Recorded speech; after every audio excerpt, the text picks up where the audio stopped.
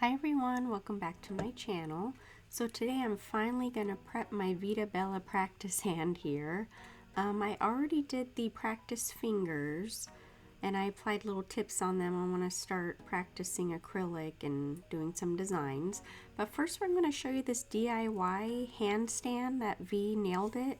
She showed you just take a roll of duct tape and you put some paper towels down in the little hole like that, and you put your hand in there and you have a little stand for your hand. So I actually like it. It looks, it works, pretty good. And if you want it to look cuter, you can just put a cute little towel or scarf, something around it to make it look cute. So yeah, I really like that. It was such a good idea. So I'm using the tips that came with the kit, the primer and just some brush-on glue. And then it also came with some double-sided tape when you ordered the kit. And so I wrote down all the numbers here, the tips that go with each nail, just on an index card there. She has it on, I think, the website and then a video. And then this is just some more prep instructions.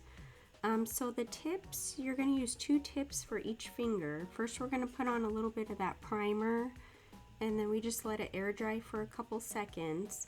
So she has what's called the natural nail and then the working nail.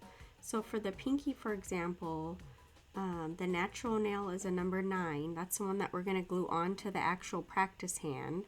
So we're just going to apply some nail glue after we put that primer on, right onto the nail bed there of the practice hand.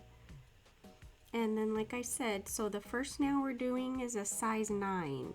So we're actually sticking the tip in backwards.